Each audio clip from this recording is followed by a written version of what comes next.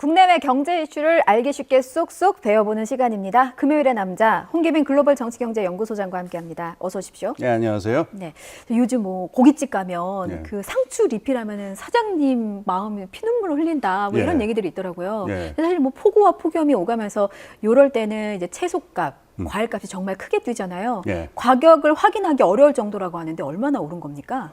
지금 뭐 숫자를 보면은 뭐 지금 며칠 전에 파악한 걸 보면은 예. 막 20% 뛰고 30% 뛰고 뭐 이런 일이 벌어져요.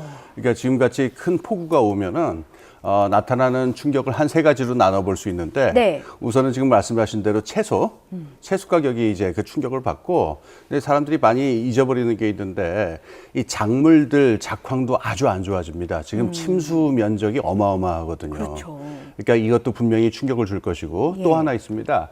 이 낙농가들에서 예. 이 축사가 무너져 가지고 폐사한 그 가축들이 지금 한 80만 마리가 된다고 해요. 예. 그러니까 지금 과일 그 채소값이 있고 곡물값이 있고 그다음에 이제 이 고기값이 있는데 당장 우리한테 지금 충격으로 오는 거는 과일값, 이제 채소값이겠죠. 예. 그래서 우리가 지금 느끼고 있는 거는 채소값이 지금 말씀하신 대로 이 상추 리필 도저히 죄송해서 말씀 못 드리는 그런 상황이 나타난 거죠. 예, 저도 그냥 삼겹살집 가면 이제 고기만 먹으려고요. 예, 고기만 먹읍시다. 예, 예. 아, 지금 1차 타격은 채소와 과일 값으로 왔고, 지금 말씀하신 거 들어보니까 뭐 작황이면은 이제 일단 또 추석을 앞두고 있잖아요. 예, 사실 예. 가을은 곡식을 거둬야 되는 시기인데 예. 거둘 곡식이 없는 상황입니다. 피해 면적이 워낙 커서. 예. 말씀 또 듣고 보니까 이제 그 한우와 돼지 피해도 네. 커서 고깃값도 오를 것 같고 네. 우유값도 오를 것 같고 지금 짚어봐야 될 게 한두 가지가 아닌데 일단 물가가 그러면은 안정되나 싶었는데 그건 또 아니겠네요. 추석까지는 계속 장바구니 물가가 오르는 겁니까? 그렇죠. 지금 아까 말씀드린 대로 그 작물하고 이 고기 예. 이건 우리가 수입을 할 수도 있고 여러 가지 다른 방법이 있으니까는 이 충격은 좀 완화될 수가 있는데 예. 지금 문제가 되는 건 과일이죠. 왜냐하면 추석이 다가오는데 우리 민족의 그 풍습상 그 제상에 올려야 되잖아요, 과일을. 그렇죠. 그런데 그 조상님한테 드리는 과일인데 아무거나 올릴 수가 없고 굉장히 예쁘고 달고 맛있는 걸 올려야 되는데 예. 여기서 타격이 있습니다. 그러니까 올해 그러지 않아도 요번에 그 집중호우 오기 전부터 이 올해 과일 작황이 좋지 않을 것이다. 생산량이 줄어들 것이다라고 하는 그 농촌경제연구원 발표가 있었는데요. 예. 이유가 지금 이 일조량이 적어가지고 일조량이 적으면은 당도가 떨어져요. 당도가 떨어지면은 이게 과일로 쓸만한 그 상품 가치가 떨어지잖아요. 거기다 지금 호우도 왔고 그래서 이 제상에 올리는 과일은 조금이라도 흠집이 있으면 곤란하잖아요. 예. 이러면 상품성을 가진 과일, 그러니까 시장에 내놓을 수 있는 과일이 줄어들고 다 폐기해야 되니까 공급량 전체가 줄어들 위험이 있습니다. 그리고 하나가 더 있는데 예. 지금 넘어야 될 장벽이 또 하나 있어요. 어떤 겁니까? 장마는 지나갔는데 예. 태풍이 남았죠. 아. 예, 8월 말 9월 초에 이제 태풍이 오는데 예. 우리가 이번에 기억해야 될 게 있습니다. 지금 우리가 이상기후다. 이번에 비 너무 많이 왔으니까 좀 특별한 거 아니냐. 그 생각은 안 하시는 게 맞는 것 같습니다. 왜 그런가요? 전 세계적으로 기후학자들이 이제 더 이상 이상기후란 건 없다. 그러니까 영어로는 extreme weather라고 하는데 예. 이상기후가 일상적이 됐다라는 얘기를 해요. 이상이 일상이 됐다. 그렇죠. 아주 쉽게 얘기하면은 예. 지금 지구의 기온이 올라가가지고 대기권에 있는 수증기량이 그 전보다 훨씬 많아졌어요. 그러니까 이번에 집중호우도 우연이 아닐 뿐만 아니라 이번에 태풍이 나타난다면은 그 태풍도 이제 만만치 않을 것이다라는 걱정이 있으니까 예. 과일값이 넘어야 될 장벽이 하나 더 있는 겁니다.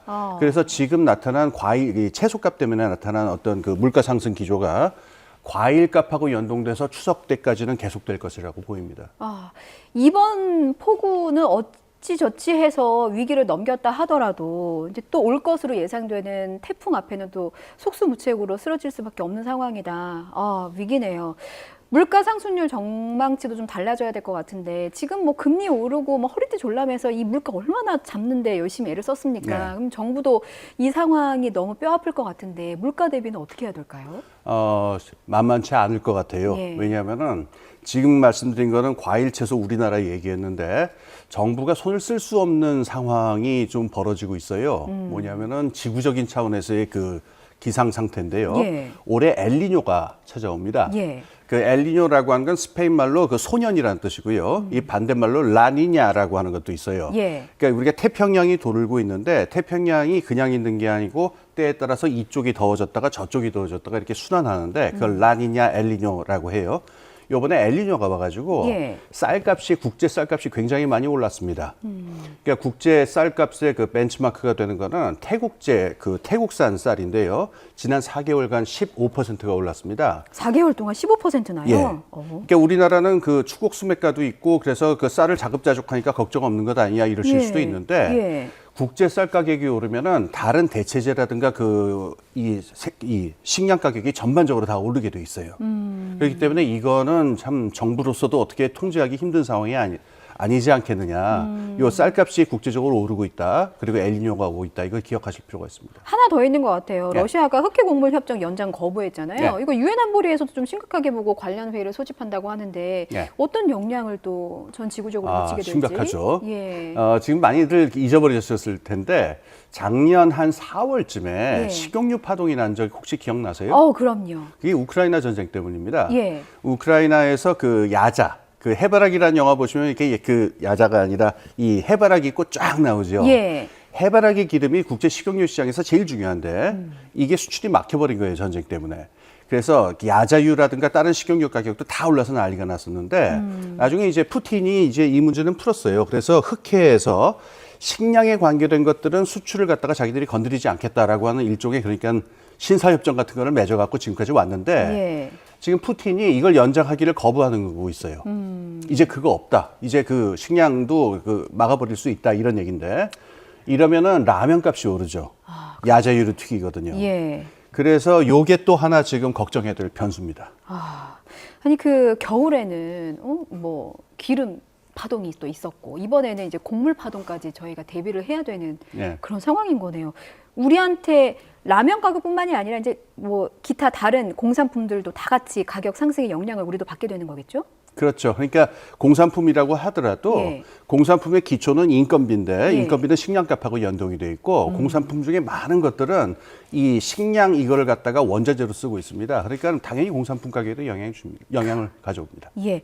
앞서 저희가 나왔던 얘기 중에 우유 얘기도 있었습니다. 하반기에는 이제 우유값이 올라서 밀크플레이션이 예상이 된다. 네. 이런 전망들이 꾸준히 나왔습니다. 지금 19일에 이제 가격이 결정됐었어야 하는데 결정이 네. 되지 못한 상황인 것 같아요. 뭐가 지금 문제가 되고 있습니까? 우유 가격이 이렇게 되는데 그 원유라고 그래요. 이건 네. 석유가 아니고 그러니까 그 소에서 짜는 그 원래 그 짠 그 우유하고 예. 그다음에 우리가 마시는 흰 우유 있죠. 요 가격이 차이인데요. 이게 시장 구조가 아주 복잡하게 돼 있어가지고 예. 갈등이 좀 있어요. 그래서 낙농가들은 굉장히 많잖아요. 근데 여기서의 공급량이라고 하는 게 항상 들쭉날쭉하니까 요걸 어떻게 협상하느냐가 문제인데 예.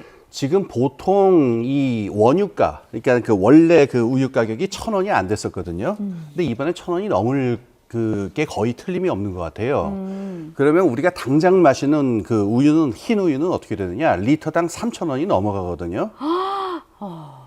근데 좀 아찔하죠. 예. 리터당 3,000원이 넘어간다 그러면은 예. 이제 라떼 우유도 마시기 겁나게 되고 뭐 그렇게 되는데 우유 값이 오르면은 말씀하신 것처럼 라떼 가격도 오르고, 빵값도 오르고, 예, 밥값도 예, 오르고, 버터값도 파스타 값도 오르고. 오르고. 그렇죠. 예, 뭐 줄줄이 다 오를 것으로 예상이 되는군요. 이게 리터당 1,000원이 넘어서는 거는 처음인가요? 예, 이게 제가 알기로 처음으로 알고 있습니다. 이 가격 구조가 좀 문제가 있는데, 좀 그 쟁점이 있는데요. 예. 그러니까 우리나라 이 낙농가에서 내는 그 원유 가격이 우리나라에서 지금 그 생산 원가 연동제가 시행되고 있어요. 예. 그래서 생산비의 그 원가, 그러니까는 사료값이라든가 전기값이 오르면은 이 원유가를 저절로 올리게 되도록 그 연동이 돼 있기 때문에 예. 요게 또 지금 쟁점이 되고 있습니다. 그러니까 제가 지금 우리가 지금 웃으면서 이야기를 하고 있지만은 그 웃는 건 아니죠. 웃는 그렇죠. 게. 예. 근데 사실 이제 우유값은 정부에서도 잡으려고 하기 때문에 우유 업체에서도 좀 소가리를 할 것 같다는 생각도 들어요. 예. 예. 문제는 이렇게 되면 지금 그렇게 해서 가격을 그 조정을 하게 되면은 예. 어느 한쪽은 이윤에 있어서 영향을 받아야 되잖아요. 이건 너무 첨예한 문제가 되니까 지금 그 분란이 없을 수가 없겠죠. 예, 알겠습니다. 자, 저희 부동산 얘기를 좀 해보겠습니다. 이제 지금까지는 뭐 혹한기 정도였다면 정말 이제는 빙하기가 오는 게 아닌가 싶을 정도로 부동산 PF 시장이 좀 심각한 것 같아요. 프로젝트 파이낸싱 PF 시장입니다. 대출 잔액이 131조를 돌파했다고 해요. 그러니까 대출 잔액은 늘어날 수 있는데 더 큰 문제는 뭐냐면 자금 회수가 안 되고 있고 그렇죠. 연체율이 늘어나고 있다. 이런 부분 아니겠습니까? 네, 그렇습니다. 예. 연체율이 계속 올라가는데요. 우리가 전에 한번 말씀드렸습니다만은 이 부동산 프로젝트 파이낸싱은 두 부분으로 돼 있어요. 예. 그러니까 본 공사가 들어가기 전까지의 브릿지론이라는 것하고 일단 토지 어떤 수용이라든가 이게 완결된 다음에 본 공사로 들어간 본 프로젝트가 있는데 지금 문제는 이 브릿지론 부분에서 많이 터지고 있어요. 그러니까 여기서 돈을 꽂았던 부분에서 회수가 안 되고 있어서 연체율이 올라가는데 네. 보통 이 브릿지론 부분은 제2금융권이 많이 물려 있습니다. 그러니까 은행이라든가 이거는 본 프로젝트 쪽에 가 있는데 예. 그래서 지금 연체율이 쭉 올라가는 부분은 브릿지론이고 많이 타격을 받고 있는 거는 지금 제2금융권이죠. 증권사가 연체율이 가장 심각한 상황이라고 하는데 그럼 지금 보시는 상황이 한계치에 도달했다 이렇게 볼 수도 있는 겁니까? 그거는 이제 물에 담긴 그 술이 반이 이게 많은 거냐 적은 거냐랑 비슷한 문제인데요. 예. 일단 있었던 문제를 얘기하면은 지금 증권사에서의 연체율이 15%를 넘었어요. 연체율이 15%라고 하는 건 사실 굉장히 위험한 숫자인 거니까 예. 이거는 당연히 그 긴장을 놓을 수가 없습니다. 근데 그리고 더 하나 문제가 되는 거는 늘어나는 속도가 너무 빨라요. 그러니까는 그 거의 지수함수처럼 지금 늘어나고 있어가지고 예. 이 두 가지 때문에 걱정을 하고 있는데 증권사 전체가 문제냐? 그렇지는 않고 증권사에 따라서 이 브릿지론의 그 PF를 하는 형태가 다 다르거든요. 예. 어떤 데는 좀 안전한 데다 많이 해놨고 좀 더 어떤 데는 위험한 데다 해놨고 또 자본 상태도 다르기 때문에 증권사마다 상황은 좀 달라요. 그래서 일률적으로 말할 수는 없지만은 굉장히 위험한 신호인 건 맞습니다.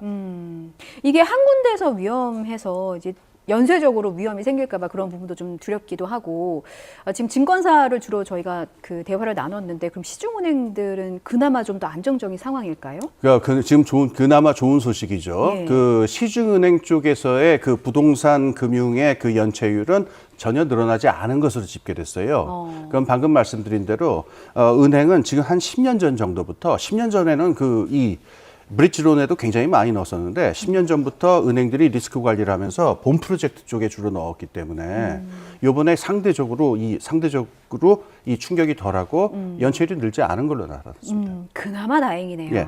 이 말은 이제부터라도 관리를 좀 더 잘해야 된다라는 얘기기도 합니다. 최근에 새마을금고 인출 사태 있었잖아요. 이런 사태는 또 일어날 수 있는지도 궁금하네요.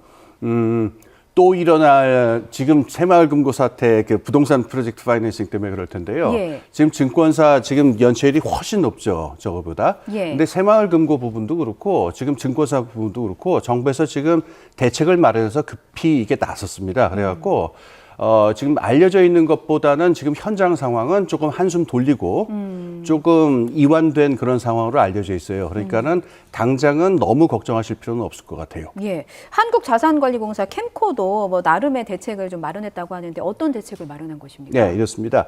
그 자산관리공사 캠코라고 알려져 있죠. 예.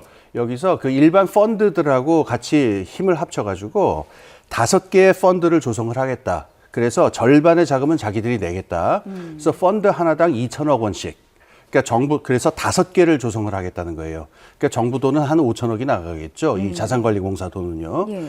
그래서 5개 정도의 펀드를 조성해서 지금 문제가 되는 PF 중에서 살릴 것들을 살리고 이 풀어줄 걸 풀어주는 거를 골라서 이걸 하겠다. 이렇게 운영을 하는 그런 대책을 내놨습니다. 예.